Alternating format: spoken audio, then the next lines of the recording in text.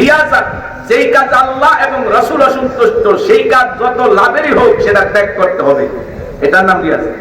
3 number খায়রে মুআমালাত, যার সঙ্গে যেমন ব্যবহারের কথা কোরআন সুন্নায় রয়েছে তার সাথে তেমন ব্যবহার করার নামই খায়রে মুআমালাত। কি কথা আর কথা ঠিক না বেঠিক? বাবারে বুঝা কইলে খায়রে মুআমালাত, মারে বুড়ি কইলে, শাশুড়ি আম্মা কইয়া শ্বশুরের আব্বা কইয়া ডাকলে খায়রে মুআমালাত। শ্বশুরের আব্বা ডাকতে কেউ নিষেধ করে না, শাশুড়ি আম্মা ডাকতে কেউ নিষেধ করে না, নিজের মারে যে বুড়ি বলে, বাপেরে বুঝা বলে, এইটার জন্যই উলামায়ে কেরাম কথা বলে ওর মতো বদকপাল, ওর মতো বদনসিব সন্তান পৃথিবীতে আর কেউ হতে পারে না। কি কথা ঠিক না বেঠিক? যে বোর কথায় মার খানা বন্ধ করে, বাবার খানা বন্ধ করে, বাবার সাথে খারাপ আচরণ করে, মায়ের সাথে খারাপ আচরণ করে, ওর মতো অসভ্য সন্তান পৃথিবীতে আর কেউ হতে পারে না। কথা ঠিক না বেঠিক? আমার ভাইরা, সাবজেক্ট বলছি কয়টা? 1 নাম্বার কি বলছি? ইবাদত। 2 নাম্বার কি বলছি? রিয়াসাত। 3 নাম্বার হলো খায়রে মুআমালাত, যার সাথে যেমন ব্যবহার করার কথা কোরআন সুন্নায় রয়েছে তার সাথে তেমন ব্যবহার করা হলো খায়রে মুআমালাত। 4 নাম্বার সিয়াসাত, আল্লাহর জমিনে আল্লাহর হুকুমত প্রতিষ্ঠার জন্য আন্দোলন করা, চেষ্টা করা, সংগ্রাম করা, এটার নাম সিয়াসাত। কথা ঠিক না বেঠিক? জমিন আল্লাহর, আইন চলবে কার? জোরে বলেন। এই জায়গায় হইলে ঠান্ডা হয়ে যাক। জমিন কার? আইন চলবে কার? চন্দ্র চলে কার আইনে? সূর্য চলে কার হুকুমে? রাত্র চলে কার হুকুমে? দিন হয় কার হুকুমে? নদীর জোয়ার বাটা হয় কার হুকুমে? নদীর এপার ভাঙে ওপার করে কার হুকুমে? দুনিয়ার সকল মখলুক চলে কার হুকুমে? সৃষ্টির সেরা আশরাফুল মাখলুকাত মানুষ আমরা ভাইয়া, আমরা আল্লাহ আইন মানতে চাই না। কথা কর না ঠিক না বেঠিক? জমিন আল্লাহর, আইন চলবে কার? আপনি নামাজ পড়লেন, রোজা রাখলেন, আল্লাহর জমিনে আল্লাহর আইন প্রতিষ্ঠার পক্ষে রইলেন না, তাইলে জেনে রেখেন আপনি অর্ধেকা মুসলমান। আল্লাহ কিয়ামতের দিন মাফ করতেও পারেন, নাও করতে পারে, সেটাই আল্লাহর ইচ্ছা। কিন্তু যদি অস্বীকার করেন তো ডাইরেক্ট কাফের। কথা বলেন। যদি আপনি ইসলামী রাজনীতিকে অস্বীকার করেন, কোরআনী রাজনীতিকে অস্বীকার করেন, তার আপনার ঈমান থাকবে না। আপনার রোজা কোনো কাজে লাগবে না, নামাজ কোনো কাজে লাগবে না, হজ কোনো কাজে লাগবে না। কারণ সব ইবাদতের পূর্ব শর্ত হলো ঈমান খালেস। কথা বলা ঠিক না বেঠিক? বহু দাড়িওয়ালা, টুপিওয়ালা, ভাকরিওয়ালা দেখি ইসলামী হুকুমত জমিনে প্রতিষ্ঠা হোক এটার পক্ষে থাকতে রাজি নেই। ভুল বললাম নাকি? হ্যাঁ, আল্লাহ বুঝদান করুক না। আমি আপনাদেরকে বললে ভাই, সত্য কথা বলার কারণে যদি কারো মনে কষ্ট যায় তাতে আমার কোনো আপত্তি নাই, কারণ আমি তো বলি আল্লাহ আল্লাহ রাসূলের কথা। কি কথা ঠিক না বেঠিক? কে বেজার হবে, কে খুশি হবে, এইদিকে লক্ষ্য করে কোনো আলেম কথা বলতে পারে না। কথা বলতে হবে কোরআন এবং সুন্নাহর আলোকে। কি ভাই কথা ঠিক না? সাবজেক্ট কয়টা? এই সাবজেক্ট গুলি যদি দুনিয়াতে আমরা না মানি, না পারি, তাহলে আমরা ইসলামে পরিপূর্ণ প্রবেশ করবো কেমনে ভাই বলেন? একটা লোকের এক পা মসজিদে আর এক পা বাইরে, বাইরে যদি কোনো গোলাগুলি হয়, এই লোকটা আক্রান্ত হইতে পারে কিনা? আহত নিহত হইতে পারে কিনা? আর যদি লোকটা ঘরের ভিতরেই থাকতো, দরজা দেওয়া থাকতো, তাহলে বলেন বাইরে যত গোলাগুলি হোক লোকটা নিরাপদে থাকতো। ইসলাম নামক ঘরের মধ্যে যদি ঢুকে যায় তাহলে আমার ইমানি আহতের থেকে, ইমানি নিহতের থেকে বেঁচে যাব, আমি নিরাপদে থাকবো, আমি ইমানের সাথে কবরে দেখতে পারবো। কথা আমার ঠিক না বেঠিক?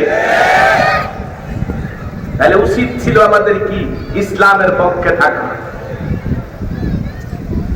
ইসলাম অর্থ শান্তি।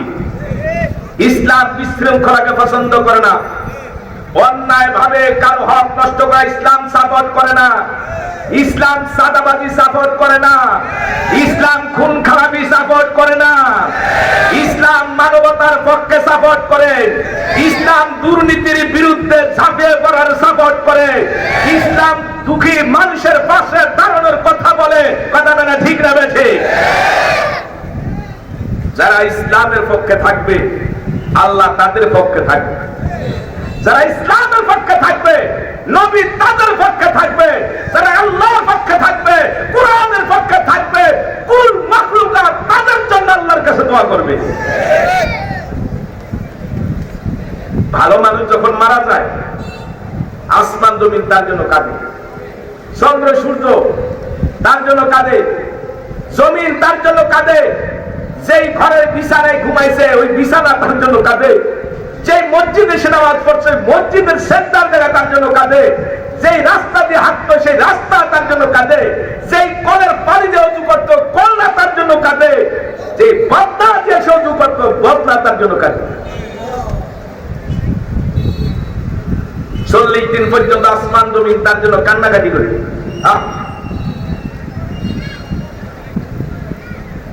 আল্লাহ জিজ্ঞাসা করে আসমান তুমি কেন কাঁদো? আসমান বলে মাবুদ গো তোমার এই বান্দা বা বান্দির জন্য। আসমান থেকে 2টা দরজা ছিল, একটা দরজা দিয়ে তার নেক আমলগুলো তোমার দরবারে বসতো, আরেকটা দরজা দিয়ে তার রিজিকের ফয়সালা করতাম। আজকে তার 2টা দরজা বন্ধ। আমি আসমানে নিচে দিয়ে চললে আমার কাছে বড় শান্তি লাগতো। মাবুদ গো তোমার কত টাকা ডাকতো, তাহাজ্জুদে নামাজ পড়ে কাঁদতো, 5 ওয়াক্ত নামাজের জন্য পাগল ছিল। হে আল্লাহ তোমার ডাকতো, কোরআন তেলাওয়াত করতো, তোমার জিকির করতো, আবার ফিকির করতো তোমার জমিনে কেমনে তোমার কোরআনী শাসন কায়েম করা যায়। মানুষের হাতে ধরে পায়ে ধরে বুঝাইতো ও মাওলা তোমার এই বান্দাটা দুনিয়াতে নাই, তুমি যদি তাই মাফ না করো আমি আসমান কিয়ামত পর্যন্ত কান্না বন্ধ করব না।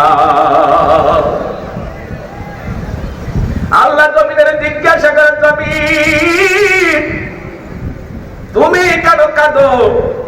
জমিন বলে মাবুদ আমি এর জন্য কাঁদি, তোমার বান্দা বান্দি তোমারে পাওয়ার জন্য কত কষ্ট করেছে, কত সাধনা করেছে।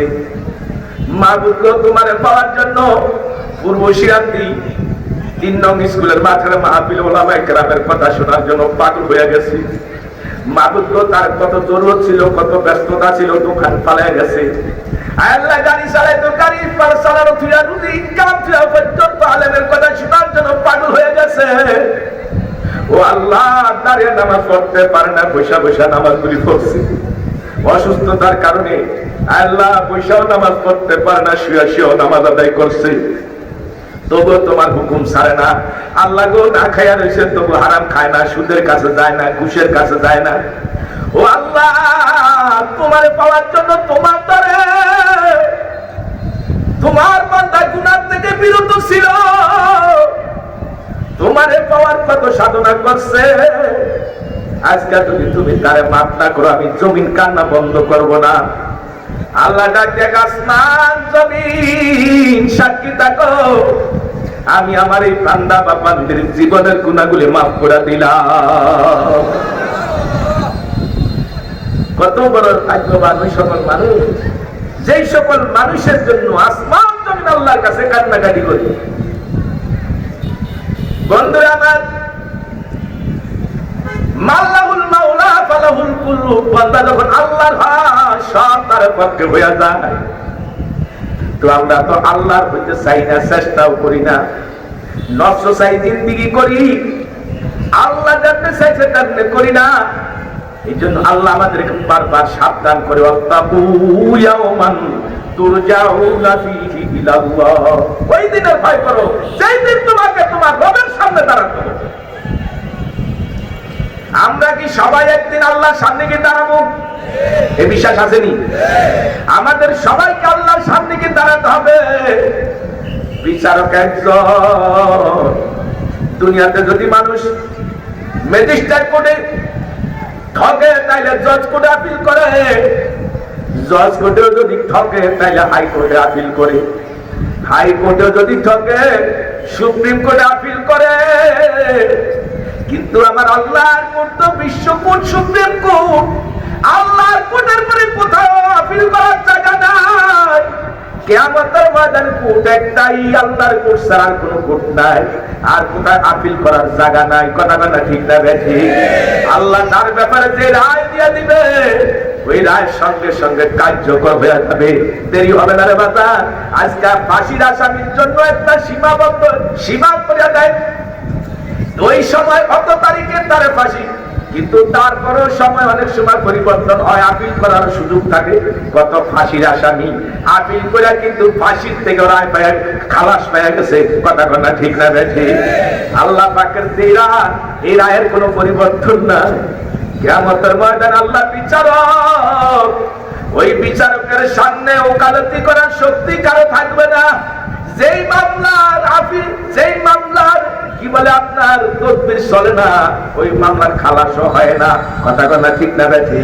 আখিরাতের মামলার আসামি হয়ে যারা যাবো কবরে, বাবা ওই আসামির কিন্তু আপিল করার কোনো সুযোগও নাই, তার মামলা তদবির করার মতো কেউ নাই।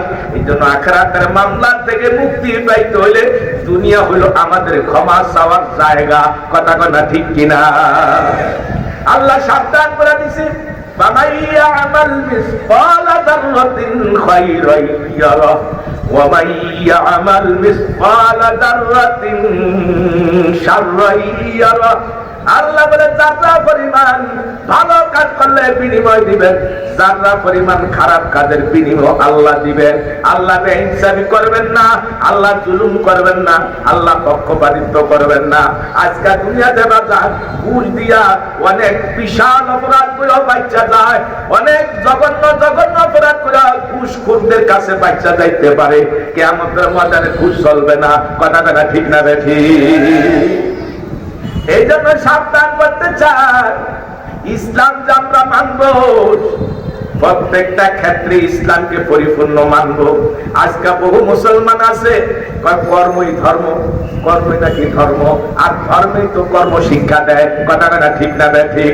যার ইসলাম ধর্ম ঠিক তার কর্ম ঠিক, যার ইসলাম ধর্ম মানামানি যার যত বেশি কর্ম তার তত ভালো।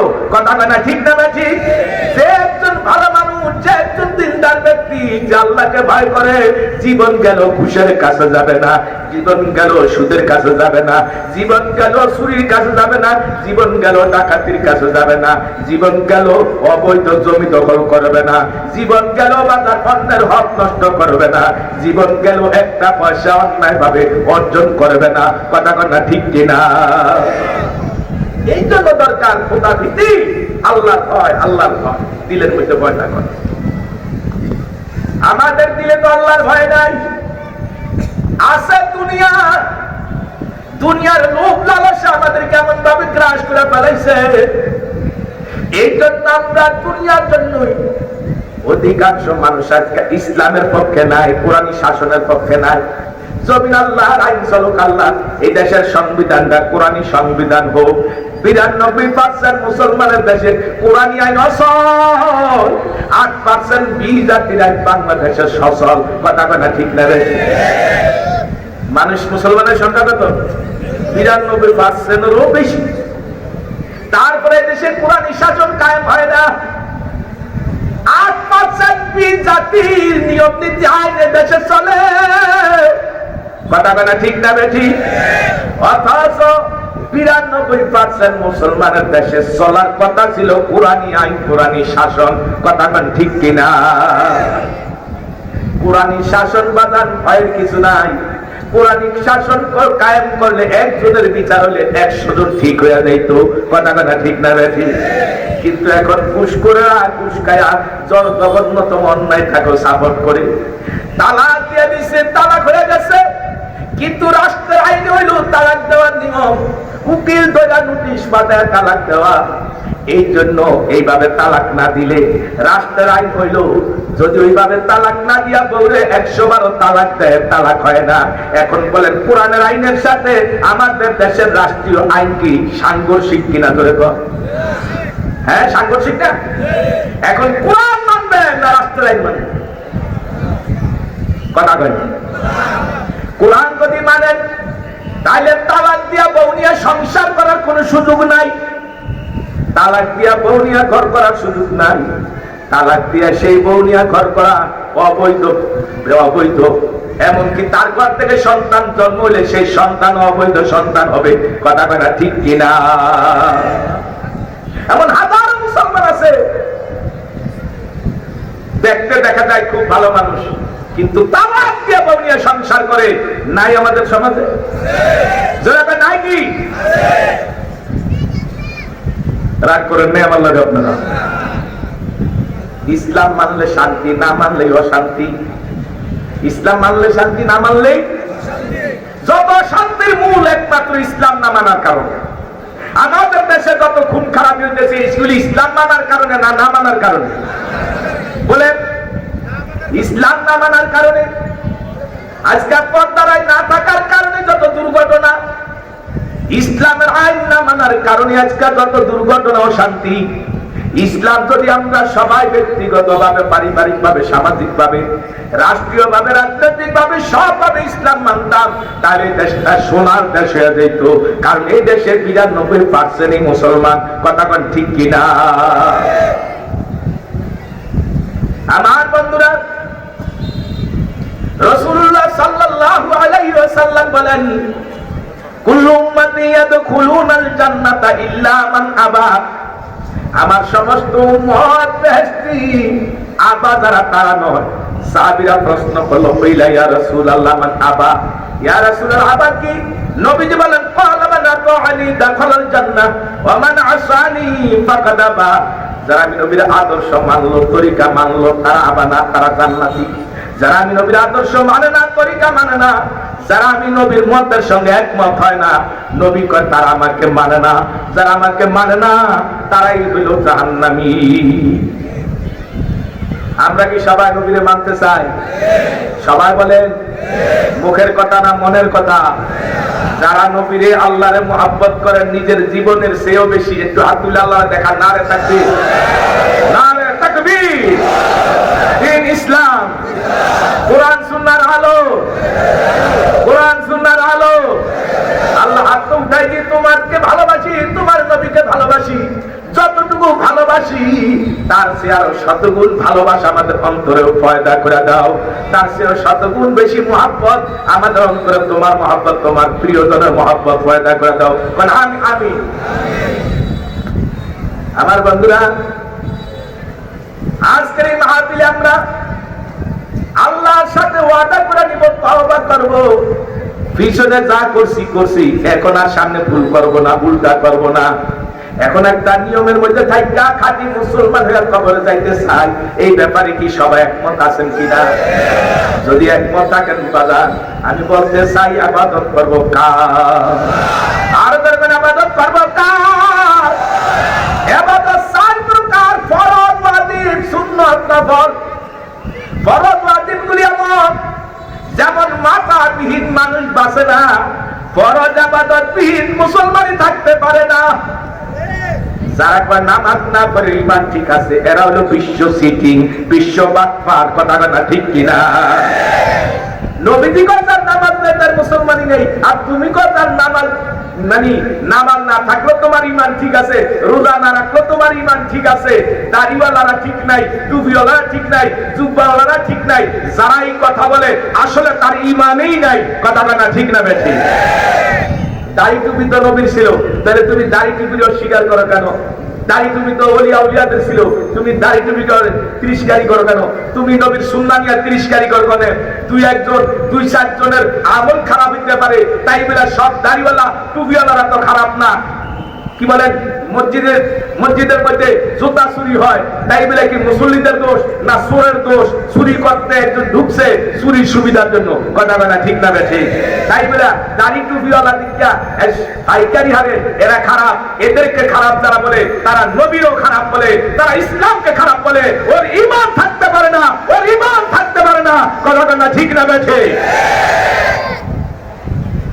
ঈমানবিহীন কোন আমলের মূল্য নাই, ঈমানবিহীন কোন আমলের মূল্য নাই। আমার নবী সুন্নাহরে তিরস্কারি করবেন, দাড়ি টুপিরে তিরস্কারি করবেন, জুব্বা সুন্নতি পোশাকের তিরস্কারি করবেন, এর লাঞ্ছনা দুনিয়াতে আপনি পেয়ে যাবেন। কথা বলে ঠিক না? ইসলাম শান্তি। ইসলাম কি? আরো করে কন। ইসলাম মানে শান্তি।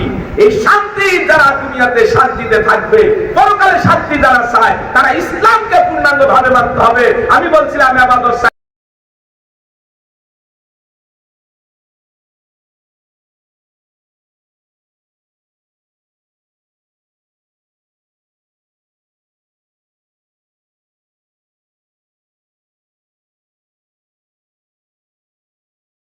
ফরজ ইবাদত, 2 নম্বরে ওয়াজিব ইবাদত, 3 নম্বরে সুন্নত ইবাদত, 4 নম্বরে নফল ইবাদত।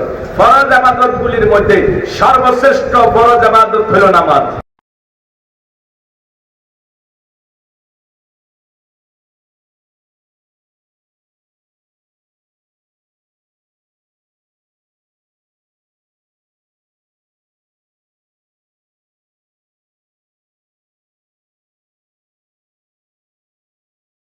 কথা কথা ঠিক না বেঠে? আমি যদি নামাজ পড়ে পাপের সাথে লিপ্ত থাকি, তাহলে আমার নামাজ আমাকে বাঁচাইতে পারলো না। এটা আমার নামাজের দোষ না, আমি নামাজকে সঠিক করতে পারি না, আমার ইবাদতটা সঠিক করতে পারি না, এই জন্য আমার এই অবস্থা। কথা কথা ঠিক না বেঠে? রাসূল বলেছেন নামাজ হলো বেহেশতের চাবি। নামাজ কিসের চাবি? বেহেশতের চাবি। as-সালাতু মিফতাহুল জান্নাহ, নামাজ বেহেশতের চাবি। আর যদি নামাজই না থাকে তো বেহেশতের চাবি কিভাবে আপনি পাবেন, আর জান্নাতে কিভাবে বা ঢুকবেন? কথা কথা ঠিক না বেঠিক? আমাদের সমাজে মুসলমান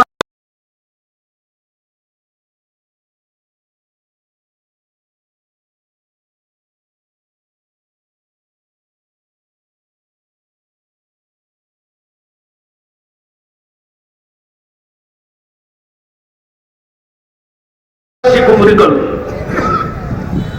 প্রকাশ্যে কি করলো?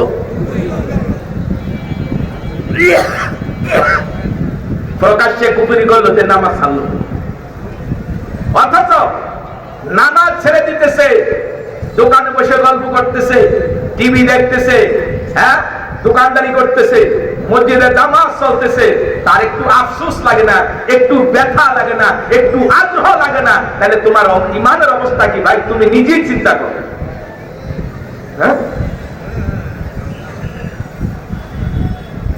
যেই নামাজ এত গুরুত্বপূর্ণ, নামাজের কথা আল্লাহ পাক কালামে পাকের মধ্যে 1-2 জায়গায় না, 500 জায়গায় নামাজের কথা বলেছেন।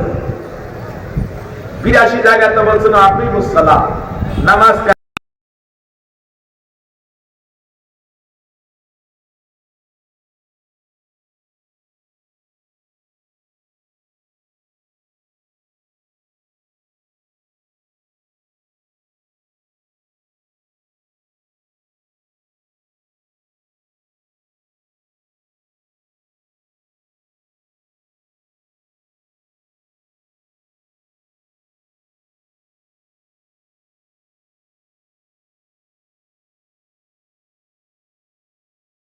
নামাজ ছেড়ে দেওয়ার কি অবস্থা?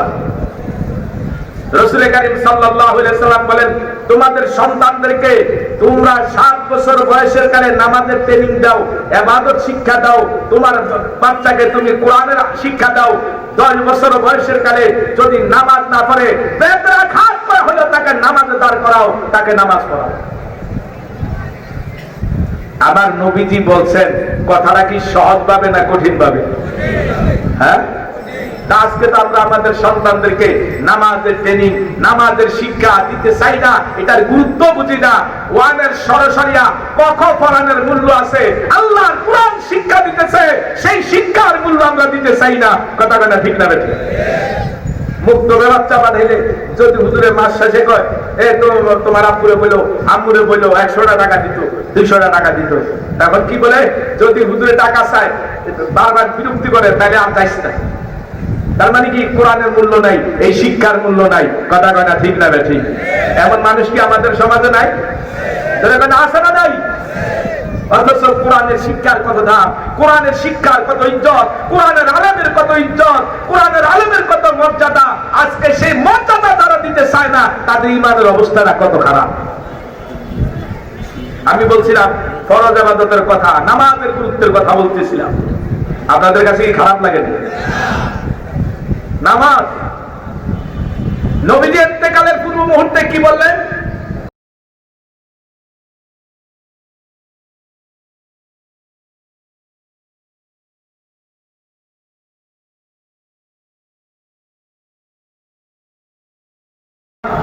আর আজকাল উম্মতের নরনারী নামাজের গুরুত্ব নাই, নামাজ পড়েও না, নামাজ শিখেও না।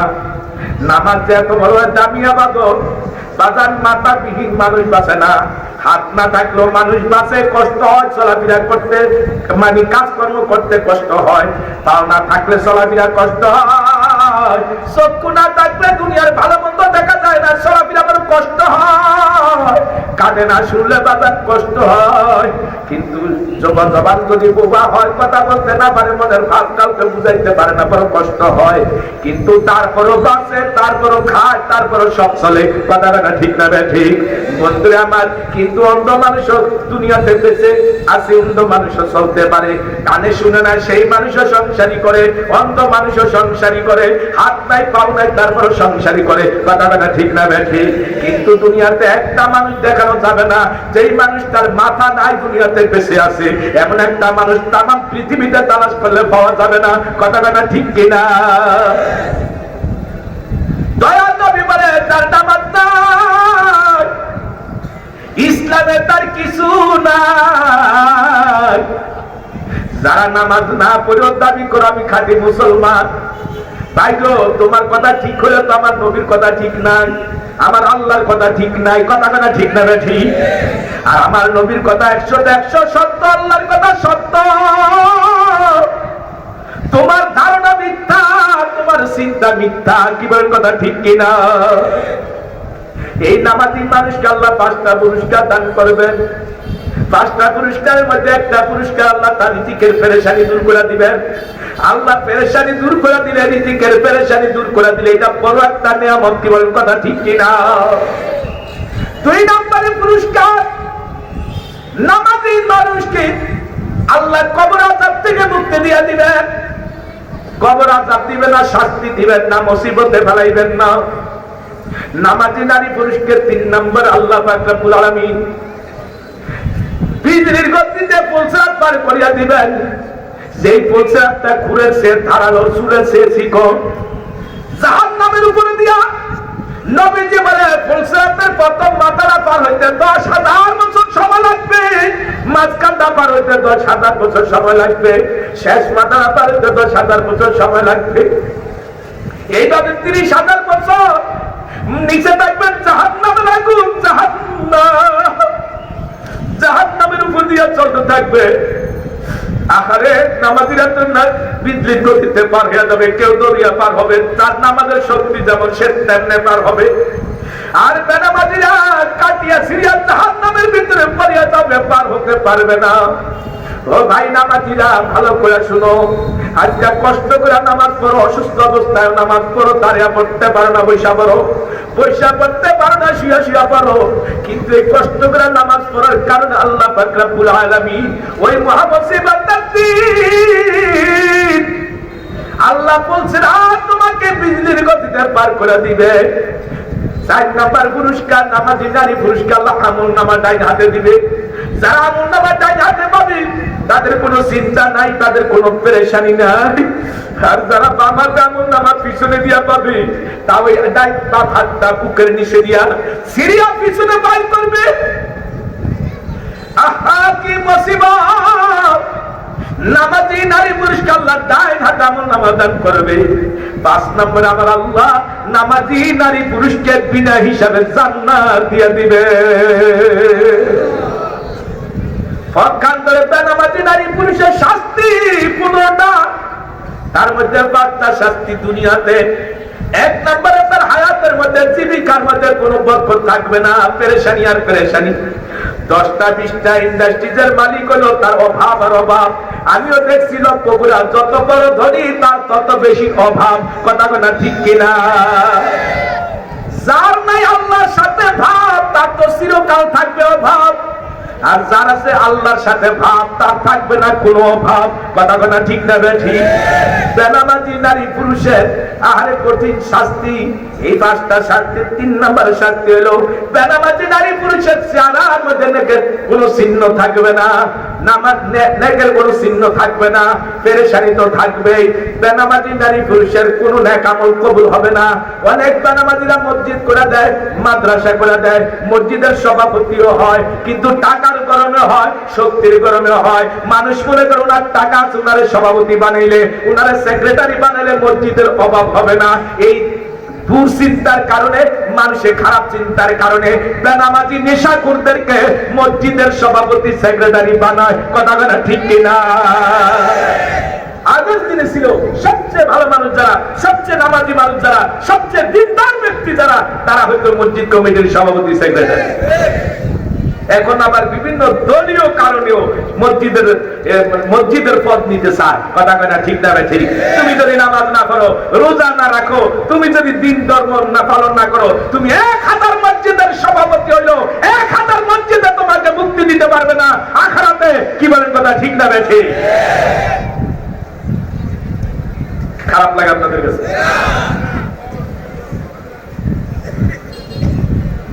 নামাজি বেনামাজি নারী পুরুষের কোন নেক আমল কবুল হবে না। বেনামাজি নারী পুরুষ জীবনে যত দোয়া করবে কোন আল্লাহর দরবারে কবুল হবে না। বেনামাজির জন্য দুনিয়ার ইমানদাররা দোয়া করলো, দোয়া কবুল হবে না। বেনামাজি মরে গেছে, নামাজ ঠিক মতো তো পড়তোই না, অনেক সময় নামাজ দিয়ে বিভিন্ন কথা বলতো। বাগান এখন 10টা 20টা গরু যদি তার নামে জবে করে খাওয়ায় কোনো লাভ নাই। কথা বলা ঠিক কিনা? বেনামাজি নারী পুরুষের 3টা শাস্তি তার মৃত্যুকালে। 1 নম্বরে তার অপমৃত্যু হবে, বেইজ্জতের সুরতে মারা যাবে। বুঝেননি আমার কথা? বেইজ্জতের হালতে মারা যাবে। 2 নম্বরে ভুক্ত মার অবস্থায় মারা যাবে। বেনামাজি অত্যাধিক ক্ষুধার্ত অবস্থায় মারা যাবে, এমন ক্ষুধা কোনদিন মার পেটের থেকে ফেরা পায় নাই। 3 নম্বরে বেনামাজি নারী পুরুষ পিপাসিত অবস্থায় মারা যাবে। কোন অবস্থায় মারা যাবে? পিপাসিত অবস্থায় মারা যাবে। এমন পিপাসা লাগবে, হযরত জালালউদ্দিন রুমি রাহমাতুল্লাহ বলেন 7টা দরিয়ার পানি যদি তারে পান করার হইতো, পানির পিপাসা মিটত না। মালাকুল মউতের বাতাস মানে জমিনের পাও, তামাম দুনিয়া জোড়া দেহ, দেহের ভিতরে বড় বড় ফসল, বড় বড় বট গাছের মতো, তাল গাছের মতো। এমন বিকট চেহারা নিয়ে বেনামাজি নারী পুরুষের সামনে দাঁড়াবে, প্রতিটা ফসলের গোড়া দিয়ে আগুনের জিহ্বা বের হতে থাকবে। বাজান রে, বেনামাজি নারী পুরুষের অবস্থা দেখা মাত্র কলিজারা শুকায় যাবে। 7টা দরিয়ার পানি পান করলেও পানির পিপাসা মিটত না। বেনামাজি নারী পুরুষের ওই অবস্থায় ইবলিস বাম পাশের থেকে 1 পেয়ালা প্রসাদ খাইলা দিবে। এই প্রসাদ যখন ইবলিস বেনামাজি নারী পুরুষের মুখের মধ্যে দিবে, সঙ্গে সঙ্গে প্রসাদ পান করে বেঈমান হয়ে মারা যাবে। বেনামাজি নারী পুরুষের 3টা শাস্তি কবরে। 3টা শাস্তির 1 নম্বর শাস্তি, কবরটা সংকীর্ণ হয়ে যাবে। কবরের ভিতরে চুল পরিমাণ জায়গাও খালি থাকবে না। চতুর্দিকের মাটি এমন চাপ দিবে, হাড্ডিগুলি তার মধ্যে ঢুকিয়া যাবে, বাদান গোশতগুলি পানি পানি করে ফেলাবে। আরে বেনামাজি নারী পুরুষের কবরটা এরকম সংকীর্ণ হয়ে যাবে। 2 নম্বরে বেনামাজি নারী পুরুষের কবরটা জাহান্নামের আগুনের গর্ত হয়ে যাবে। নবীজি বলেন জাহান্নামের আগুনের গর্ত, যে আগুন দুনিয়ার আগুন থেকে 70 গুণ বেশি তেজের আগুন। ও আমার মা বোনেরা একটু ভালো করে শুনো, ও যুবকরা একটু ভালো করে শুনো। দয়ার নবীর জীবনে একটা সত্যমূলক কথা বলে না, মিথ্যা তো দূরের কথা। কথা কথা ঠিক না ঠিক?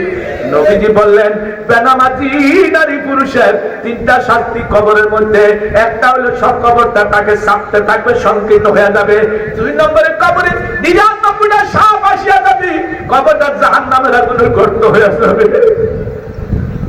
নবীজি বলেন দুনিয়াতে একটা সাপ যদি পৃথিবীর কোন এক প্রান্ত থেকে একবার শুধু মাথা উঁচু করিয়া একটা নিঃশ্বাস বেড়াইতো, এই নিঃশ্বাসের সাথে দুনিয়ার গাছপালা লতা পাতা মাটিরা পর্যন্ত জ্বলিয়া ছাই হয়ে যাইতো। কিয়ামত পর্যন্ত জমিন থেকে একটা ঘাস তরুলতা কোনদিন মাথা দিত না। বেনামাজি নারী পুরুষকে 7টা ওই সুযাত্রা নামে একটা সাপ নিযুক্ত করে দিবে, এই সাপটা তাকে ধ্বংসন করতে থাকবে। আর কথা বলবো না ফরমান, তুই আল্লাহর হক নষ্ট করছ, আল্লাহর আইন মানুষ না, আল্লাহর হুকুম মানুষ না, নামাজ পড়স না। আল্লাহ পাক আমারে তোর জন্য নিযুক্ত করে দিছে, এই সাপটা তারে ধ্বংসন করতেই থাকবে কিয়ামত পর্যন্ত। বিচারের পরে শাস্তি তো আলাদা। আমার বন্ধুরা, বেনামাজি নারী পুরুষের তিনটা শাস্তি। প্রথম শাস্তি বললাম, দ্বিতীয় শাস্তি জাহান্নামের আগুনের গর্ত, 3 নাম্বার বললাম জাহান্নামের সাপ, 3 নাম্বার হইল। তারপরে 3টা শাস্তি হইল হাসরের ময়দানে। 1 নাম্বার হইল আল্লাহ পাকের গুসা তার উপরে নিপতিত হবে। আল্লাহ যদি কারো বিচার, আল্লাহর গুসা যদি কিয়ামতের ময়দানে হয়, বাদান ওই ব্যক্তির মুক্তির কোনো আশা নাই। কথা কথা ঠিক না বেঠি? বেনামাজি নারী পুরুষের উপর আল্লাহ পাকের গুসা নিপতিত হবে। 2 নম্বরে আল্লাহ পাক কঠিন হয়ে বেনামাজির বিচার করবে। বেনামাজি নারী পুরুষের বিচার যদি আল্লাহ কঠিন হয়ে করে, নাজাতের আশা আসেনি।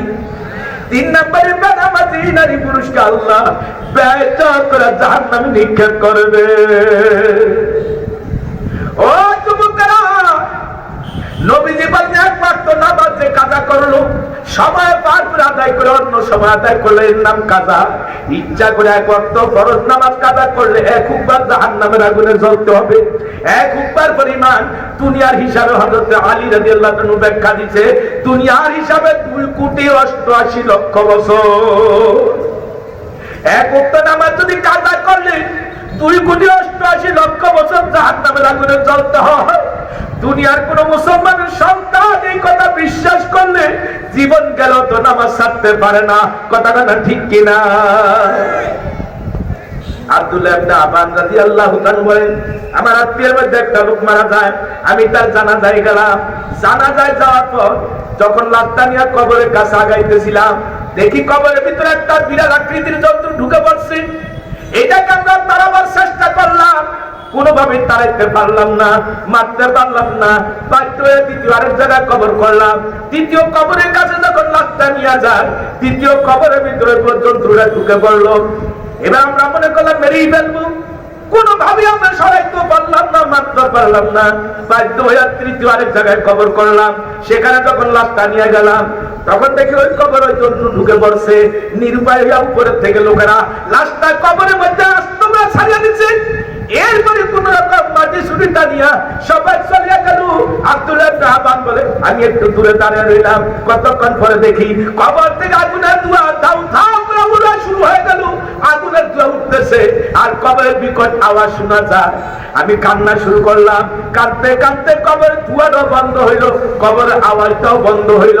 আমি তার স্ত্রীর কাছে তার গোপন গুনাহ জানতে গেলাম। তার স্ত্রীকে বললাম, তোমার স্বামীর কবরের অবস্থা, তোমার স্বামীর কোন বড় গুনাহ সম্পর্কে তোমার জানা আছে কি? মহিলা বলে, না না, আমার স্বামী তো নামাজি ছিল, আমার স্বামী তো দিনদার ছিল, আমার স্বামী তো জাকির ছিল, আমার স্বামী তো রোজাদার ছিল, আমার স্বামী তো ভালো মানুষ ছিল, আমি তো কোনো গুনাহ করতে দেখি নাই। একটা দোষ আমার স্বামী ছিল যে শীতকালে ফজরের সময় ফজরের আমার সাথে মিলন করার পরে ফজরের নামাজে দেরি করে পড়তো, মানে বেলা উঠলে পড়তো। ঠান্ডা পানি দিয়া গোসল করলে কষ্ট হয়, এই কারণে বেশি শীতের কারণে ফজরের নামাজ যা কাজা করতো, গোসল করতো না। বেলা উঠলে রৌদ্র উঠলে গোসল করতো। এরপরে সে এই মাঝে মধ্যে 2 করতো নামাজ, ফজরের নামাজ কাজা করছে। এছাড়া আমি কোনো গুনাহ দেখি নাই। বাদাঙ্গ আল্লাহ 2-1টা ঘটনা দুনিয়াতে দেখাইয়া তামাম দুনিয়ার মানুষের শিক্ষা দিয়া দেয়। কথা ঠিক কিনা? এটা তো বলতে চাই, ইসলামী শরীয়তের বিধান দাঁড়িয়ে পড়া ফরজ, নামাজগুলো দাঁড়িয়ে পড়া ফরজ। দাঁড়িয়ে পড়তে পারে না, অসুস্থতার কারণে বৈশা পড়বে। এত অসুস্থ বসতে পারে না, শুয়াশি হইলেও পড়বে। যতক্ষণ পর্যন্ত ভুল জ্ঞান থাকে ততক্ষণ পর্যন্ত নামাজ কাজা করা যায় না। কথাটা না ঠিক কিনা? আল্লাহর সাক্ষী রেখা এই গভীর রজনীতে আমরা কার আল্লাহর সাথে ওয়াদা করতে পারি, ইচ্ছা করে জীবনে কোনদিন এক ওয়াক্ত ফরজ নামাজ ছাড়বো না। রাজি আছেন? বলেন, সবাই রাজি আছেন? একটু হাত তুলে, 2টা হাত তুলে আল্লাহর দেখান। আল্লাহু আকবার। রাব্বুল আলামিন তোমার বান্দার আজকে তোমার দুয়ার হাত উঠায় নিয়ত করেছে, ইচ্ছা করে কেউ ফরজ নামাজ কাজা করবে না। আল্লাহ অতীত জীবনের গুনাহ মাফ করে দাও। আজকের থেকে সবাইকে তুমি নামাজীদের কাতারে কবুল করে নাও, গুনাহ মুক্ত করে কবরে ডাক দিও, কোন আমিন। আমরা কার সাথে ওয়াদা করলাম? আর জোরে কোন না, কার সাথে? আল্লাহর সাথে। আল্লাহর সাথে ওয়াদা করলে ওয়াদা ঠিক রাখার দরকার আছে না? আর জোরে কোন আছে না নাই? ওয়াদা ঠিক রাখতে রাজি আছেন নি?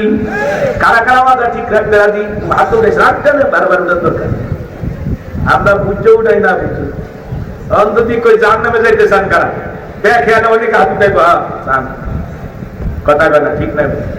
জান্নাতে যাইতে চান, এটা সবাই তো ঠিক আছে। জান্নাতে যেতে এলে নামাজ ঠিক করবেন তো? নামাজ ঠিক করবেন, নামাজ কেমনে পড়বেন কার কাছে শিখবেন? আলেমের কাছে। কথা বলে না, কার কাছে? কোন ডাক্তারের কাছে, কোন ইঞ্জিনিয়ারের কাছে, কোন প্রফেসরের কাছে? কার কাছে? জোরে বলে, কার কাছে? আলেমের কাছে। নামাজ শিখতে হয় আলেমের কাছে সরাসরি। কথা কথা ঠিক না ঠিক? কিন্তু আজ নামাজ নিয়ে বিভিন্ন তিলিসমাতি চলছে। কথা কথা ঠিক না? আল্লাহ আমাদের বুঝদান করুক না। আমিন। হাদিসের মধ্যে আমিনের কথা তো আছেই, যে ইমাম সাহেবের আমিনের সাথে যার আমিন মিল্লা আল্লাহ গুনাহ মাফ করে দিবে। তে ফেরেশতারা বলে আমিন কয়, যখন ইমাম সাহেব আমিন কয় ফেরেশতারাও আমিন কয়। তে ফেরেশতারা যে আমিন কয় কথা তো সন্দেহ নেই, সঠিক। কিন্তু ফেরেশতারা আমিন জোরে কইছে না আস্তে কইছে? আস্তে কইছে। ফেরেশতাদের আমিনের সাথে মিলতে হইব। তে ফেরেশতারা তো জোরে আমিন কয় না, আস্তে তো কইছে, নাইলে তো আমরা শুনতাম। কথা বলে ঠিক না? তাহলে ফেরেশতাদের আমিনের সাথে মিলাইতে হইলে আমরাও তো আমাদের মধ্যে আমিন বলবো, ইমাম সাহেব বলার পরে আমরাও আমিন বলবো। ফেরেশতাদের আমিনের সাথে মিলাই দিলে আসতেই বলবো। কথা বলে ঠিক না? তা আপনি জোরে কইয়া মসজিদ গরম করেন কা? মানুষের নামাজের খেয়াল নষ্ট করেন কা? কথা বলে ঠিক না? নামাজ নিয়েও এখন চলছে বিভিন্ন রকমের, কি বলবো আর। রাসূল বলেছেন সাল্লু কামা রাআইতুমুনি উসাল্লি। ও আমার সাহাবীরা, আমারে নামাজ যেমনে পড়তে দেখো তোমরা সেইভাবে নামাজ পড়ো। আর এখন নামাজ নিয়ে চলছে বিভিন্ন রকমের তামাশা। কথা বলা ঠিক না ঠিক? এই দেশের উলামায়ে কেরাম নাম কেমনে নামাজ পড়ে, এই দেশের পীর মাশায়েখরা কেমনে নামাজ পড়ে, উনারা যেমনে হাত বাঁধে, যতটুকু উঠায়, যেখানে বাঁধে, যেমনে দাঁড়ায়, আমরা তো সেইভাবেই করবো। কথা বলা ঠিক না ঠিক? এই নতুন পদ্ধতি, নতুন আবিষ্কার তো কোনো দরকার নাই। কথা বলা ঠিক না ঠিক? রাগ করলেন? আমরা কারা ওলামায়ে কেরামের থেকে নামাজ শিখবো? আমি ওলামায়ে কেরামের থেকে নামাজ জানতেছি, আপনারা কার কাছে জানেন? হাত উঠান, সবাই হাত উঠান, সবাই হাত উঠান। তাহলে মসজিদে বিশৃঙ্খলা চলবে না, আমরা এক রকমে একসাথে একরকমই নামাজ পড়বো। কথা কথা ঠিক না? আল্লাহ তৌফিক দান করুন। এই যে বড় হুজুরে জাফরাবাদ মাদ্রাসার শাইখুল হাদিস মোহতামিম প্রিন্সিপাল, কথা কথা ঠিক না ঠিক? হুজুরে নামাজ কেন পড়ে? সাইকিয়া পড়ে, বুয়ের হাত বান্ধে, জোরে আমিন কয়। হুজুরে জানলে নামাজ পড়ে, আমরা তেমনি বলছি। ইসলাম তো ওনাদের থেকে শিখবি, নামাজ তো আমরা ওনাদের থেকে শিখবো। কথা কথা ঠিক না ঠিক?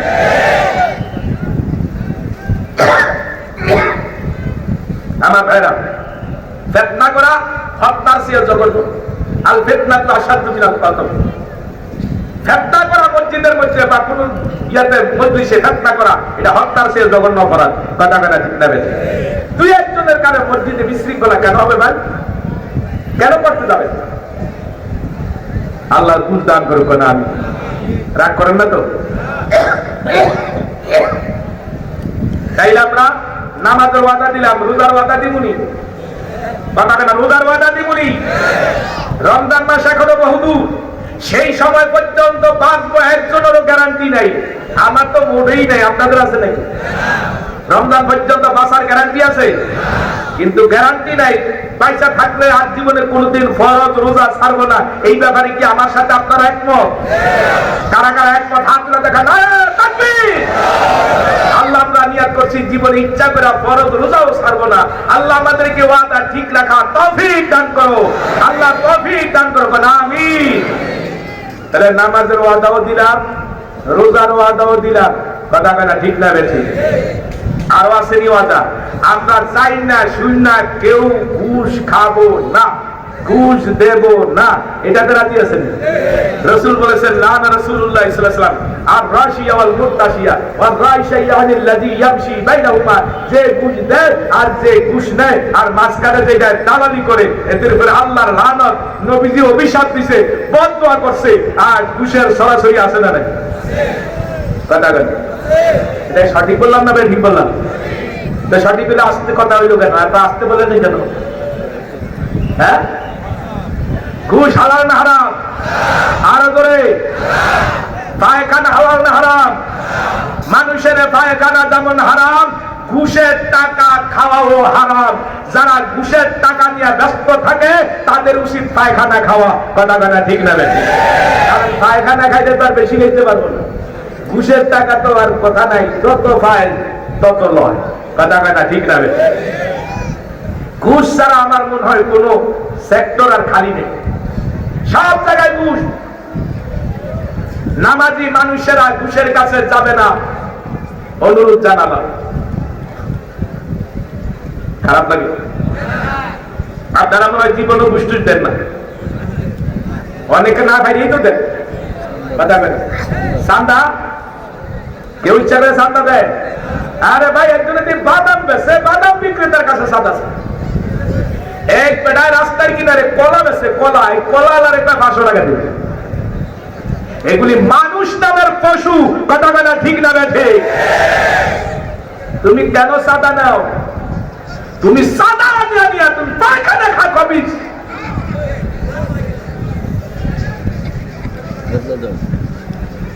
সব জায়গায় সাদাবাজি আর সাদাবাজি। কোন দাড়ি টুপিওয়ালা সাদাবাজি করে, কোন নামাজি ব্যক্তি সাদাবাজি করে, হ্যাঁ, কোন ভালো মানুষের সাদাবাজি করে, কোন আলেম ওলামা সাদাবাজি করে। যেখানে সেখানে সাদাবাজি। আমরা সকল মুসলমান সংঘবদ্ধ হয়ে, ঐক্যবদ্ধ হয়ে সকল অন্যায়ের বিরুদ্ধে, সাদাবাজির বিরুদ্ধে, লুটপাটের বিরুদ্ধে, জুলুমের বিরুদ্ধে আমরা ঐক্যবদ্ধ হয়ে আন্দোলন করতে রাজি আছি কিনা ধরে কর। তাহলে দেখবেন সাদাবাজারা দেশ থেকে ছেড়া পালা। যে সাদাবাজির কারণে জীবন শেষ, এমন তোকে সাদাবাজি কেন করবে? আমার ভাইরা, আমি আপনাদের কাছে বড়জোর অনুরোধ জানাবো। সাবজেক্ট কয়টা বলছিলাম? মনে আছে? সাবজেক্ট কয়টা মনে আছে? 4 নাম্বার হলো সিয়াসাত। জমিন আল্লাহর, আইন চলবে আল্লাহ। জমিন আল্লাহর, হুকুম চলবে কার? আরো যেরকম কার? নবী কি রাষ্ট্রপ্রধান ছিলেন? নবী প্রধান বিচারপতির দায়িত্ব পালন করেছেন। নবী কোরআন সুন্নাহ দিয়ে রাষ্ট্র পরিচালনা, মদিনাত পরিচালনা করেছেন। নবীর কাছের সাহাবী 4 জন সাহাবী খোলাফায়ে রাশিদিন তারা করেছেন। আর সেটাকে যারা ঘৃণা করে সে নামাজ রোজা করলো বেঈমান, না করলো বেঈমান। কথা কথা ঠিক না বেঠে? আল্লাহ এবং আল্লাহ রাসূলের দেখানো শিখানো পথে চলতে হলে জমিন আল্লাহর, হুকুম চলবে কার? 92% মুসলমানের দেশে কোরআনী রাজ কায়েম হোক, কোরআনী শাসন কায়েম হোক। এটা আপনারা চান? যেরকম চান, কারা কারা চান? একটু হাত লাগান। আল্লাহ নারে তাকবীর, নারে তাকবীর। আল্লাহ আমরা যেহেতু কোরআন সুন্নাহ অনুযায়ী রাষ্ট্র পরিচালনা হোক চাই, আল্লাহ আমাদের সকলকে এই কথার উপরে ঠিক থাকার তৌফিক দান করুন। ওয়াজ বেশি লাগে না, ওয়াজ বুঝলে অল্প ওয়াজই যথেষ্ট। কথা কথা ঠিক থাকে। আমি যদি ফজর পর্যন্ত ওয়াজ করি, আপনার আওয়াজ শুনতে ভালো লাগবে, আমিও করতে আপনাদের চাহিদা অনুযায়ী ভালোই লাগবে। কিন্তু মগজ এই শোনা আর বলার মধ্যে চাহিদা পূরণের জন্য না, আমল আমাদের করতে হবে। কি বলেন? কথা ঠিক না বেঠিক? এদিকে আপনারা সবাই একমত? বলেন, ইবাদত করবেন কার? কয় প্রকার ইবাদত? ইবাদত 4 প্রকার: ফরজ, ওয়াজিব, সুন্নত, নফল। আর আমাদের ইসলামের সাবজেক্ট কয়টা বলছি? আমার মনে হয় এগুলি আপনাদেরকে মুখস্থ করে দিতেছি এই জন্য, যাতে আপনারা কখনো না ভুলেন। কি কথা ঠিক না? কি বলছিলাম? সাবজেক্ট কয়টা? ইবাদত, রিয়াজত, খায়রে মুআমালাত, সিয়াসত। জমিন আল্লাহ, হুকুম চলবে আল্লাহ। আল্লাহর জমিনে আল্লাহর হুকুমত প্রতিষ্ঠার জন্য আমাদের সকল মানুষকে সংঘবদ্ধ করতে হবে, দাওয়াত দিতে হবে।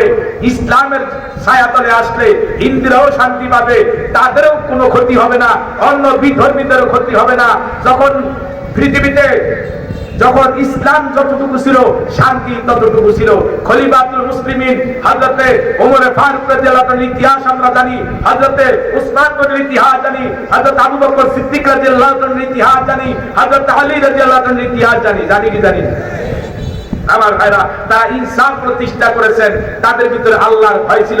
এই জন্য যারা প্রতিনিধি হবে তাদের মধ্যে এক নম্বরে তাকওয়া থাকতে হবে, ঈমানের মতো দৌলত থাকতে হবে, তাকওয়া থাকতে হবে।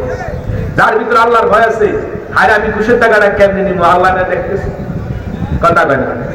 আমি রাস্তার মধ্যে রাস্তার বাদে ফেলো 1 কোটি টাকা, সেখানে 25% টাকার কাজ হবে, 75% টাকা চুরি হবে, এটা দেওয়া যায় না। খোদার ভয় থাকলে 100 টাকার কাজ 1 কোটি টাকার কাজ 1 কোটি টাকার কাজই হওয়া লাগবে, কথা বলে না, ঠিক না বেঠিক? আমাদের দেশের রাস্তাঘাট 1 বছর টিকে না, পরের বছরই রাস্তা ভেঙে চুরমার হয়ে যায় সুদের কারণে, কথা বলে না, ঠিক না বেঠিক? রাগ করেনি আপনার? এটা কি অবাস্তব কথা? এই দুর্নীতি বন্ধ করতে হলে সবাই আমরা আল্লাহর ভয় দিলের মধ্যে পয়দা করতে হবে, সবাই, কথা বলেন। যারা রাজনীতি করে তাদের অন্তরে আল্লাহর ভয় বেশি থাকা দরকার, কারণ আমরা জনগণের সেবক, আমরা জনগণের সেবা করবো, খেদমত করবো। যদি খোদার ভয় না থাকে তাহলে তো আমি দুর্নীতি বেশি করবো, কারণ আমার হাতের বিরুদ্ধে তো সবাই, কথা বলেন।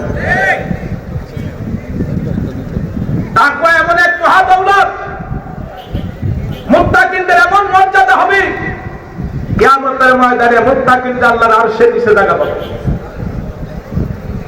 এই ভয় দিলের মধ্যে তৈরি করার জন্যই আপনাকে আমাকে সব সময় খেয়াল রাখতে হবে। আল্লাহর জিকির বেশি করবেন, সব সময় আল্লাহরে ডাকবেন। সকালে ফজরের পরে, মাগরিবের পরে একটু মসজিদে বসবেন, কিছু সময় একটু মৌতের খেয়াল করবেন, দেখবেন আপসে দিল নরম হবে। কি হবে ভাই? দিল নরম হবে। দিল নরম হলে চোখে পানি আসবে। হাদিসের মধ্যে আছে, মান বাকা মিন খাশিয়াতিল্লাহি হারামাল্লাহু তিলকাল হাইনা আলান নার। আল্লাহ তাআলা জাহান্নামের দলিল, যেই বান্দার চোখ দিয়ে এক ফোঁটা চোখের পানি পড়ে, এই পানির বিনিময়ে আল্লাহ জাহান্নামের আগুন তার জন্য হারাম করে দিবেন। আল্লাহ তারে কবরে কান্দাবে না, হাসরে কান্দাবে না, পুলসিরাতে কান্দাবে না। কবরের কান্দার থেকে বাঁচতে চাইলে, হাসরের ময়দানের কান্দার থেকে বাঁচতে চাইলে, পুলসিরাতের বিপদ থেকে বাঁচতে চাইলে দুনিয়াতে আল্লাহর ভয়ে কান্দো, তাহাজ্জুদের নামাজ পড়ে কান্দো, জিকির আজকার করে কান্দো। ও মাবুদ গো, জাহান্নামের 1 সেকেন্ডের আযাব ভোগ করার শক্তি আমাদের কারো নাই। কি বলেন, কথা ঠিক কিনা? দুনিয়ার সামান্য কষ্ট সহ্য করতে পারি না, দুনিয়ার একটু মাথা ব্যথা হলে সহ্য করতে পারি না, দুনিয়ার আগুনের কাছে আমি 1 মিনিট হাত নিয়ে রাখতে পারি না। জাহান্নামের আগুন আমি কেমনে সহ্য করব? কোনদিন সম্ভব না। আল্লাহর হাবিব বলেন, জাহান্নামীদের চোখের পানি পড়িয়া বিরাট সাগর তৈরি হয়ে যাবে, কোন বিন্দু পরিমাণ উপকার নাই। কিন্তু জাহান্নামের ভয়ে যারা দুনিয়াতে একটা চোখের পানি পালিয়ে কাটছে, আমার মাওলা তাদের জাহান্নামের আগুনে ঢুকাবে না। গরুর পালান থেকে দুধ বাইর করে আবার যেমন দুধ ঢুকানোর ভিতরে, পালানের ভিতরে ঢুকানো অসম্ভব, চোখের পানিতে আল্লাহর ভয়ে কাঁদবে, তাদের জাহান্নামে ঢুকানো অসম্ভব হয়ে যাবে। এই জন্য 2 বেলা একটু মৌতের মুরাকাবা করবেন। সকালে ফজরের পরে, মাগরিবের পরে একটু নিরিবিলি বৈশা নিজের হাতে কত মানুষের লাশ কবরে নামায় দিলাম, নিজের মার লাশ নামাইয়া দিলাম, বাবার নাম লাশ নামাইয়া দিলাম, কত বন্ধু বান্ধবের লাশ নামাইয়া দিলাম, কত জনের জানাজা আদায় করলাম। এমন একটা মুহূর্ত আমারও আসবে, আমারও তো দুনিয়ার ঘরে জায়গা নাই, কথা ঠিক কিনা? দয়ার নবীজি একদিন হযরতে মা আয়েশা সিদ্দিকা রাদিয়াল্লাহু তাআলার ঘরে ঢুকছেন, ঢুকার পরে হযরত আয়েশা সিদ্দিকা রাদিয়াল্লাহু তাআলা কোলের মধ্যে নবীজির মাথা দিয়ে ঘুমায় গেছে। এমন সময় হযরত আয়েশা সিদ্দিকা রাদিয়াল্লাহু তাআলা নবীজির দাড়ি মোবারক চুল মোবারক একটু হাত দিয়ে এরকম ভাবে নাড়াচাড়া করতেছে, একটু আরাম দিতেছে। কিছু চুল দাড়ি পাকা দেখে তার নজর পড়ে সে কাঁদতেছে। আল্লাহর হাবিব তো বলছেন চুল দাড়ি পাকা মউতের চিঠি, মউতের লক্ষণ। না জানি দয়ার নবী কোন সময় জানি আমাদেরকে ফালায়া কবরে চলিয়া যান। এই মায়া তার কান্না এসে গেছে, এক ফুটা চোখের পানি নবীজির চেহারা মোবারকে পড়ে গেছে, নবীজির ঘুম ভেঙে গেছে। নবীজির ডাক দিয়ে আয়েশা কেন কাঁদছ?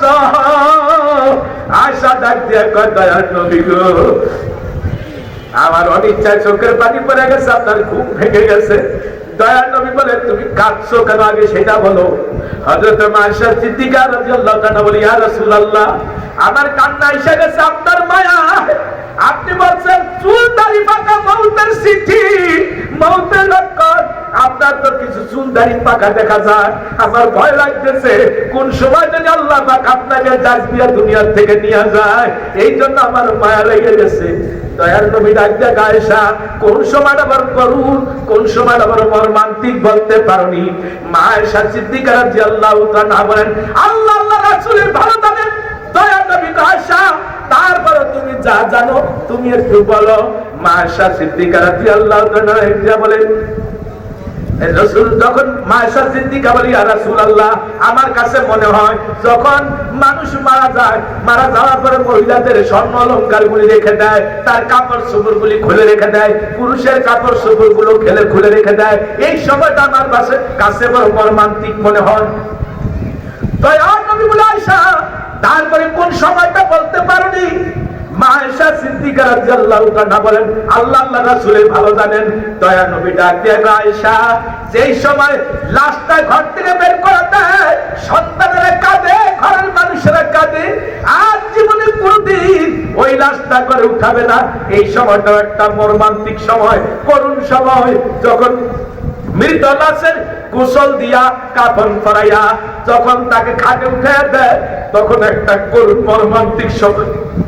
ও আয়েশা, যখন জানাজা পড়ার পরে লাশটা নিয়ে কবরের দিকে রওনা করে, তখনও তার সাথে কিছু মানুষ যায়, বাড়ি বাকি কেউ যায় না, মহিলারাও যায় না। এই সময়টা একটা করুন। আর একটা সময় গো আয়েশা, যার সে সবচেয়ে মর্মান্তিক সময়, মানুষটারে কবরে যখন দাফন করিয়া মাটি ছুটি করে দিয়া সবাই চার চার বাড়ি করে চলিয়া যায়, তার সাথে কেউ থাকে না, তার সাথে কেউ থাকে না। এই সময়টা বড় করুন, বড় মর্মান্তিক। ওই সময় যদি আল্লাহ পাক মাফ করিয়া দেয় তাইলে তো ভালো, আর আল্লাহ যদি মাফ না করে দেয় ওই সময়টা বড় মর্মান্তিক, বড় করুণ সময়। জাহান্নামের সাত বিচ্ছুর ধ্বংসক, সেই সময় জাহান্নামের আগুনের আযাব, সেই সময় ফেরেশতা লোহার মুখের পিটা। এই সময়টা বড় করুণ, বড় মর্মান্তিক। কি বলেন, আপনাদের কাছে মর্মান্তিক মনে হয়নি? নবীজি বলছে মর্মান্তিক, করুণ। আমার ভাইয়েরা, বন্ধুরা, জাহান্নামের আগুন থেকে বাঁচতে চাইলে আমাদেরকে সব সময় খেয়াল রাখতে হবে আল্লাহর জিকির বেশি করা। কার জিকির? কাপড়ের মধ্যে ময়লা লাগলে সাবান সুতা দিয়ে পরিষ্কার করা যায়, লোহার মধ্যে সানলাইট লাগলে রেত দিয়ে পরিষ্কার করা যায়। কলবের গুনাহ মরিচিকা ময়লা দূর করার জন্য দুনিয়ার রেত দিয়েও করা যাবে না, দুনিয়ার নেকড়া দিয়েও পারা যাবে না, দুনিয়ার সাবান সোডা দিয়েও পারা যাবে না। এই কলব পরিষ্কার করতে হলে আল্লাহর জিকির। দয়ার নবী বলেন লিকুল্লি শাইইন সিফালা ওয়া সিফালাতুল কুলুবি যিকরুল্লাহ। প্রত্যেকটা জিনিস পরিষ্কার করার একটা ব্যবস্থা থাকে, বান্দার কলবের গুনাহ ময়লা পরিষ্কার করার ব্যবস্থা আল্লাহর নামের জিকির। কার জিকির? না, এটা ফুরফুরার আল্লাহর জিকির, শর্ষিনার জিকির, সরমনার জিকির, বাহাদুরপুরের জিকির। কার জিকির? আর ধরে কন্যা কার জিকির? আর ধরে কন্যা কার জিকির? লা ইলাহা ইল্লাল্লাহ কার জিকির, সুবহানাল্লাহ কার জিকির, আলহামদুলিল্লাহ কার জিকির। আল্লাহ কয় ফেরেশতারে যেই বান্দা বান্দি বলে আমি আল্লাহ পবিত্র, ওই বান্দা বান্দির কেমনে আমি আল্লাহ পবিত্র রাখি, আমিও তাদের গুনাহ মাফ করে তাদের পবিত্র করে দিলাম। আমরা কি আল্লাহর জিকিরের মাধ্যমে পবিত্র হইতে চাই কিনা? যেরকম চাই কিনা? আল্লাহর জিকিরের মাধ্যমে পবিত্র হইতে চাইলে দুই বেলা একটু মৌতের খেয়াল করবেন। মৌতের খেয়াল করলে দিল নরম হয়। মৌতের খেয়াল করলে কি নরম হয়? অহংকারী দূর হয়, নিজের ভাব দূর হয়, নিজের ভিতরে যে একটা ভাব আছে এটা দূর হয়, আনানিয়া দূর হয়। আমাদের অনেক মানুষের মধ্যে অহংকারী একটা ভাব আছে, কথা বলা ঠিক কিনা? অহংকারীর কারণে সালামও পর্যন্ত দেয়। নেতা মানুষ, হ্যাঁ বড়লোক মানুষ, টাকাওয়ালা মানুষ, সম্পদশালী মানুষ, যদি আমি আরেকজনের সালাম দিই নাকি মানা, এটা হলো শয়তানের ধোঁকা। কার ধোঁকা? বড়রা ছোটরে সালাম দিতে পারে, ছোটরা বড়রা সালাম দিতে পারে, পারে কি পারে না? দয়ার নবী হযরত আয়েশা সিদ্দিকা রাদিয়াল্লাহু তাআলা বলেন, আমি তৈয়ার থাকতাম নবীজির আগে সালাম দেওয়ার জন্য, কিন্তু দেখতাম আমি সালাম দেওয়ার আগে আগে নবীজি সালাম দিয়ে দিত। এই সালামের প্রচলন আমাদের সমাজ থেকে উঠে গেছে। সালাম কালাম এখন কমই হয়, কথা বলা ঠিক না ঠিক? তাহলে সালামের প্রচলন আমাদের বাড়ানো দরকার কিনা? একজন সাহাবী বাজারে বেশি বেশি যাইতেন কিন্তু কোনো কেনাকাটা করতেন না। নবীদের কাছে অন্যান্য সাহাবীরা বললেন, দয়ার নবী এই লোকটা বাজারে যায় সবসময় আসা যাওয়া বেশি করে, কিন্তু কোনো কিছু কেনাকাটা করতে তো দেখি না। নবীজি কয়, কি ব্যাপার তুমি বাজারে কেন বেশি যাওয়া আসা করো? বাজার তো নিকৃষ্টতম জায়গা। ওই সাহাবী বলে, ইয়া রাসূলুল্লাহ বাজারে গেলে বেশি বেশি মুসলমান দেখি, আমি সবার সালাম দেই, আমি সালামের ব্যবসার জন্য বাজারে যাই। জোরে কোন আল্লাহু আকবার। তাহলে সালাম দেওয়ার দরকার আছে না নাই? সবার মধ্যে সালামের প্রচলন। সালাম দিলে অহংকার দূর হয়, সালাম দিলে নিজের মধ্যে আত্মগর্ব দূর হয়, সালাম দিলে দিলটা নরম হয়, সালাম দিলে আল্লাহর মহব্বত বাড়ে। সালামের কারণে তো দোয়া হয়। কথা বলে আমি যারা দোয়া করতেছি আমার দোয়া করে না আমার বন্ধুরা। তাইলে আমি আপনাদেরকে যে কথাটা এতক্ষণ পর্যন্ত বুঝাইতে চেষ্টা করছি, ইসলামে পরিপূর্ণ প্রবেশ করার জন্য যেই জিনিসটা দরকার সেটা হলো কলবটা ঠিক করা দরকার।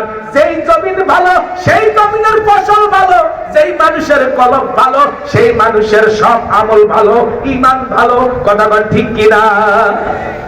বাইলা জমিনে ফসল হয়, কথা বল বাইলা জমিনে ফসল হয়, বাইলা জমিনে ফসল হয় না। এখানে বরফ বাইলা জমি আছে, ফসল হয় না। তাইলে বোঝা গেল জমিন ভালো হইলে ফসল ভালো হয়। কোন ভালো জমিন কেউ খিল পালায় রাখে না। সরে কি বলে তরুণে তরুণে জমি, কানিয়ে কানিয়ে জমি, ফসল হয় না, মরুভূমির মতো পড়ে রয়েছে।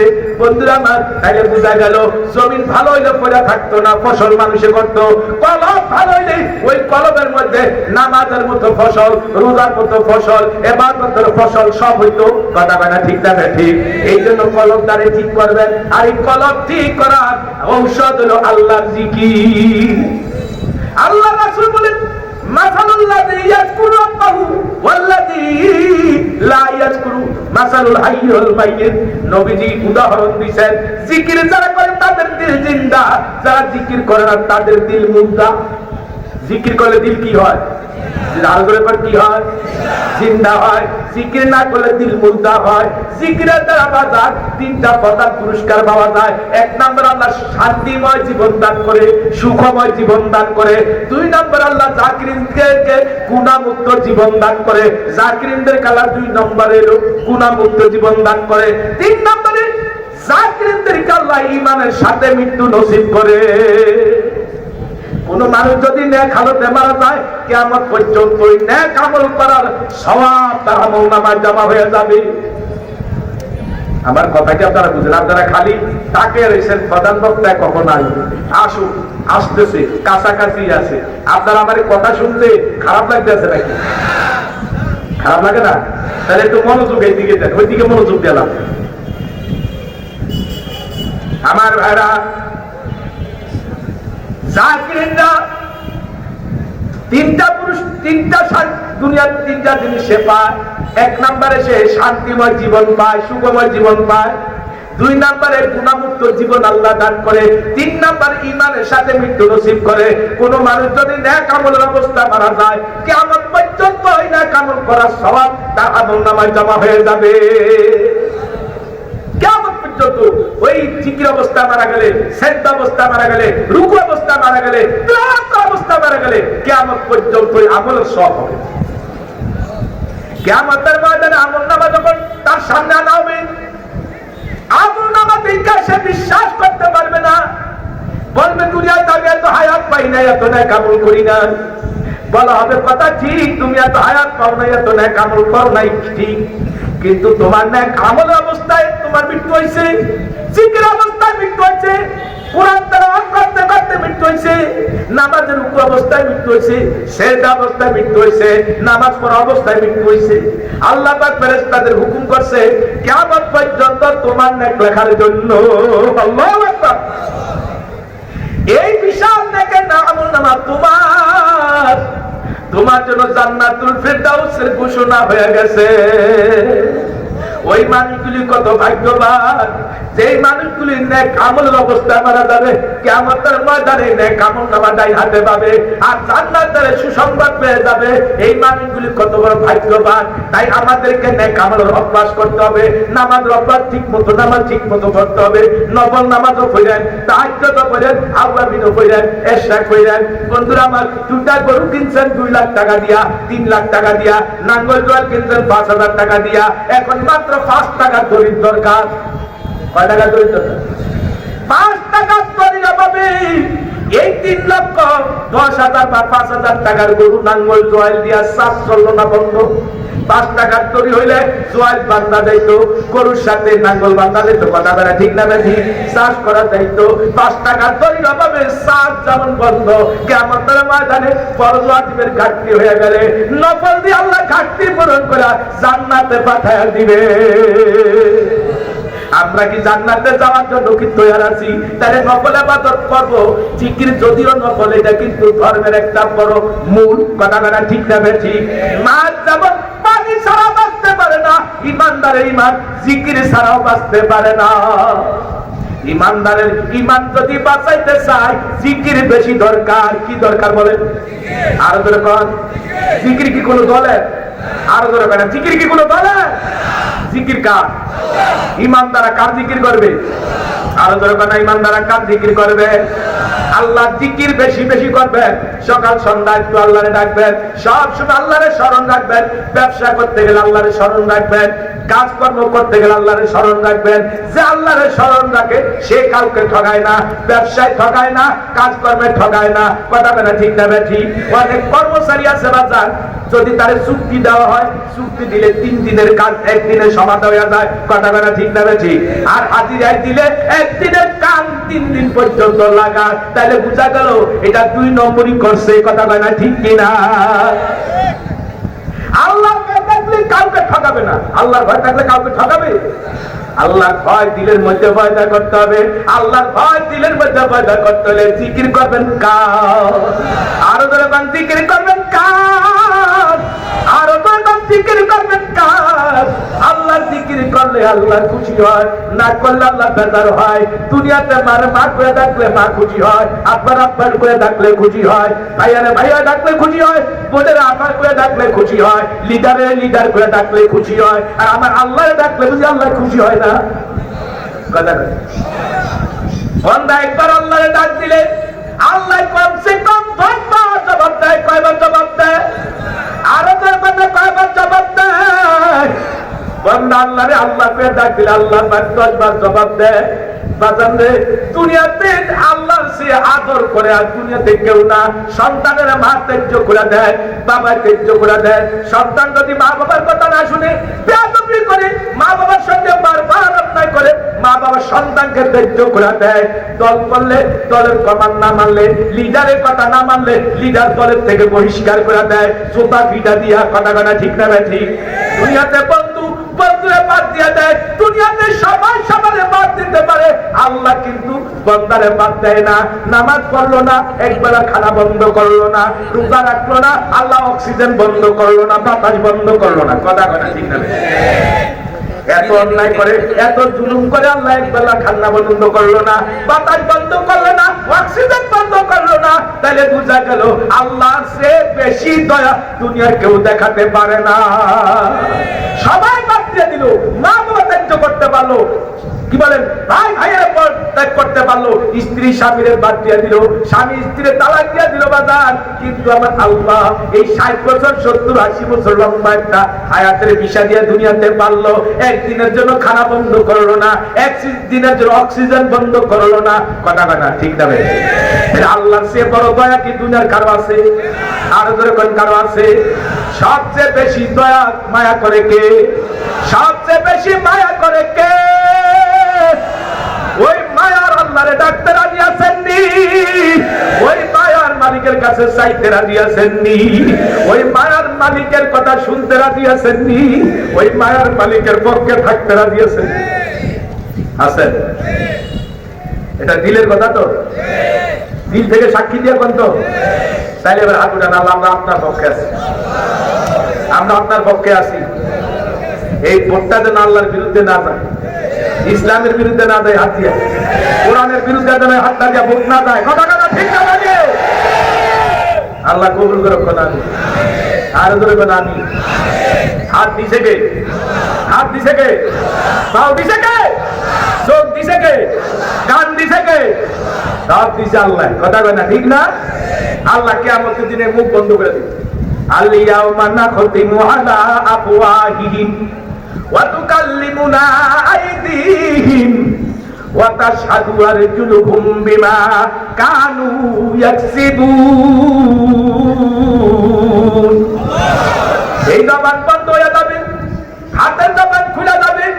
হাত বলে আল্লাহ তোমার তো হাত দিয়া নাফরমানে জুয়া খেলাইছে, তাস খেলাইছে, মদ খাইছে, গাঁজা খাইছে, হিরোইন খাইছে, নেশা শুই রইছে। এই হাত দিয়া চুরি করছে, ডাকাতি করছে, খুন খারাপি করছে। এই হাত দিয়া মানুষ কুমাইছে, এই হাত দিয়া চাঁদা লইছে, এই হাত দিয়া চাঁদাবাজি করছে, এই হাত দিয়া মানুষের থেকে ঘুষ সুদ লইছে, এই হাত দিয়া মানুষ খুন করছে। এই হাত দিয়া নাফরমানে ইসলামের বিরুদ্ধে ভোটটাও দিছে। কথা কথা ঠিক না? ঠিক। সবগুলি সাক্ষী দিলে এটা দিব না? সব সাক্ষী যখন হাতে দিয়ে দিব, হাতের সাথে পায়ে একই সাক্ষী দিবে। পায়ে বলো আল্লাহ, হাতে যা বলছে সব সঠিক। হাতে সাক্ষী, পায়ের সাক্ষী, চোখের সাক্ষী, কানের সাক্ষী সব এক হয়ে যাবে। কিরামান কাতিবিন, দুজন সম্মানিত ফেরেশতা, তাদের সাক্ষী এক হয়ে যাবে। সব সাক্ষী যখন এক হয়ে যাবে, আল্লাহ হুকুম করে ফেরেশতারা এই নাফরমানের আর কোনো ভাবে তো ছাড় দেওয়া গেল না। কারণ তার বিরুদ্ধে তার হাত, তার বিরুদ্ধে তার পাও, তার বিরুদ্ধে তার চোখ, তার বিরুদ্ধে তার কান, তার বিরুদ্ধে তার সর্বাঙ্গ প্রত্যঙ্গ, জমিন তার বিরুদ্ধে সাক্ষী দিল। কিরামান কাতিবিন ফেরেশতা সাক্ষী দিল। এমনকি যে পাপগুলি করে, এই পাপগুলিও সাক্ষী দিল। এবার তার তো বাঁচার রাস্তা নাই। আল্লাহ হুকুম করে ফেরেশতারা এই নাফরমানের পাউনি, তার হাতগুলি পিছনে মোড়ায়া শক্ত করে বাইন্দা মারা কুকুরের মতো টাইনা টাইনা জাহান্নামে ফেলায়া দে। এই নাফরমানের আর কোনো বাঁচার উপায় থাকবে না। আমার ভাইরা, আজকের মাহফিলের প্রধান আকর্ষণ, যার জন্য আপনারা সাধক পাখির মতো দীর্ঘ সময় আপনারা তাকিয়ে আছেন, তিনি এসে গেছেন। এখনো ইনশাআল্লাহ আপনাদের সাথে তিনি মূল্যবান আলোচনা করবেন। আপনারা এখনো রাস্তাঘাটে যারা আছেন, ওনার অপেক্ষায় সবাই মাঠে ঢুকা করেন, মাঠে ঢুকা করেন, রাস্তাঘাটে থাকবেন না। এখনই তিনি বয়ান করবেন। আমাদের সকলের প্রাণ প্রিয় বক্তা, সারা বাংলা আলোড়ন সৃষ্টিকারী, আমাদের অত্যন্ত স্নেহের, আমাদের